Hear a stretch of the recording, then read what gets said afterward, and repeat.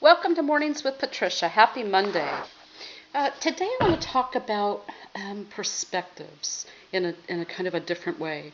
I posted on Facebook, it was a couple of days ago. I was watching I think he's called Nazreem. I can't remember his last name right now. He is the neurophysicist, no, not neurophysicist. He is the physicist, anyway, theoretical physicist, I believe, that works with all the quantum things and astrophysicist, perhaps. Anyway, I have some of his videos, and I don't know why I can't think of his name right now, but I think it's Nazreem. And he was talking about how he doesn't believe in different dimensions. And I love that because, and this may poke a few people, so I apologize if you're feeling poked. But I'll tell you why, for me, this feels so good, is because I don't believe we've ever left heaven. I don't believe we've ever went anywhere.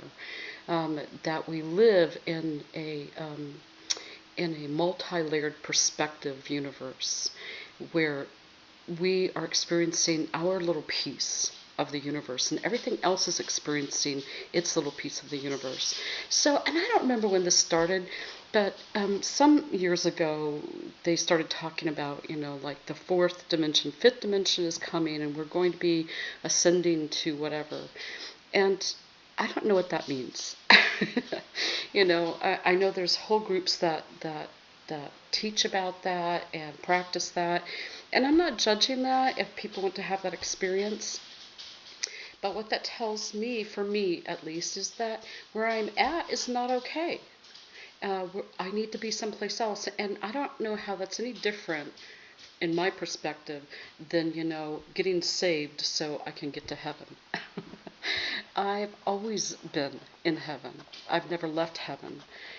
But what really is heaven? So, we just had the big storm come through that really wasn't as big of a deal as they thought. Thank goodness, for everybody's benefit.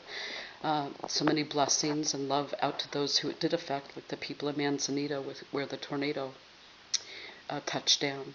But I was looking out at our big sequoia trees and thinking about Nazreem the other day. And, the sequoia trees are huge. You've seen them in some of my videos.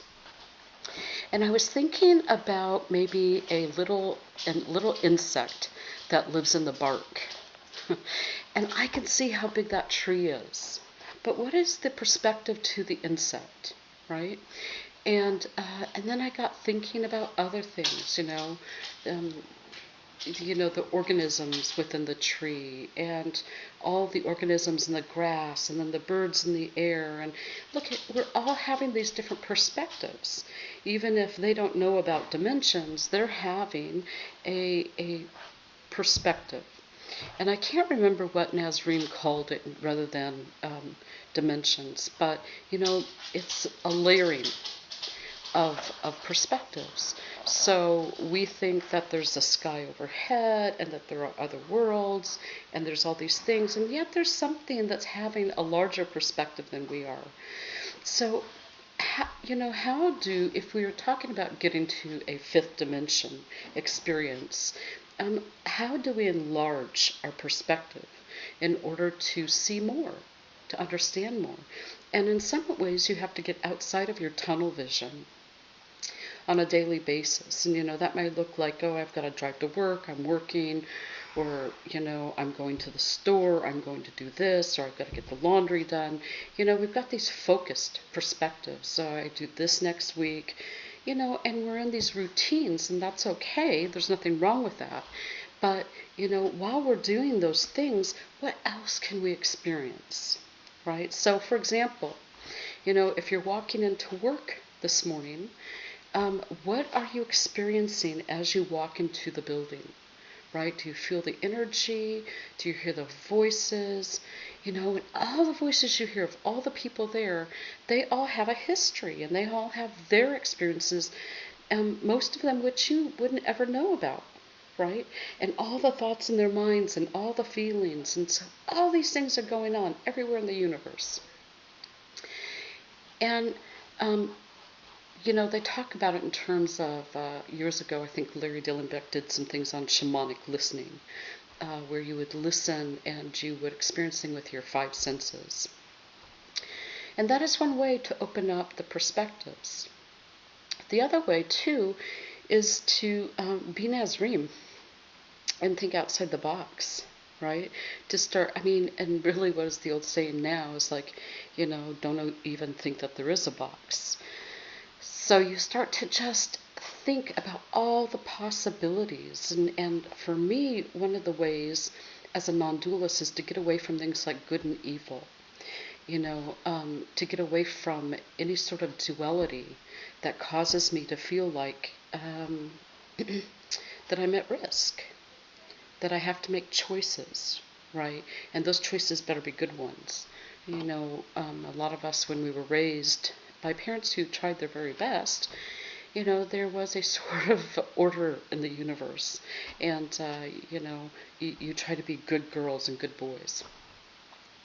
But if you just take a look at your experience and say, well, I have these experiences, and outside of my perspective, they're really neither good nor bad, they're just simply happening. So rather than to judge the experience, what else do I see around it? What's the potential in every experience that's happening? Right? Because, it's not one or two. It's not like an either or. Every time you have an experience, you stand in the middle of a web that just, is fractaled out and has all these potentials around you based on maybe what steps you take, what direction you go. And based on that, you'll have a particular experience. If you were to do something else, you'd have another experience, right? So it's not judging those sorts of things. It's getting a perspective and widening it. So, we have this idea, and I've talked about this before, but it's very pertinent here again. We have this idea, perhaps, those of us in New Thought, about what heaven looks like. And if you're from some other tradition, you may have, another idea of what heaven looks like. And so we take a look and we say, perhaps, well, we live X number of years on this planet, then we leave our body, and then our consciousness goes somewhere where we're relieved not to have the body anymore, and we learn things, and yada, yada, yada, yada. But some things I'm teaching in the Barden material, the Franz Barden materials, all of those layers of ourselves exist right here and right now. It's just that we bring so much of our consciousness into our body, right? This particular dimension into our body, that we don't spend very much time experiencing those other parts of our consciousness, those other parts of ourselves. And that astral part of our consciousness is not limited to our body, right? It can take us to all sort of dimensions, if you like, all places where all experiences happen. And those can be felt on a physical level and experienced on a physical level. So those are the type of things, when you start your day, just know that you are not limited to a particular experience today, right? You can choose that. You can say, oh, that person made me so angry. But, and I think I've said this before, if you didn't know the language, they would just be making noise out of their mouth. You can tell by their facial features, right? But really, if you've been in some other cultures, that can be a little bit not discerning, but that can be open for interpretation as well. So what if you were just a blank slate today and you didn't have any opinions or any of those sorts of things, and you just observed? And you said, I am going to just observe everything. So while one thing is happening in front of me, I'm just going to notice everything else that's happening around me as well. And I think what you will experience are other dimensions, other, layers of perspective. Again, I can't remember what he calls it, but it was amazing to think about that. It was amazing to know that we are, we exist in layer after layer after layer after layer of potentiality. And it's just where we decide to put our attention, right? And we think that that's limited to our five senses, but it's not. So, just take a nice breath today.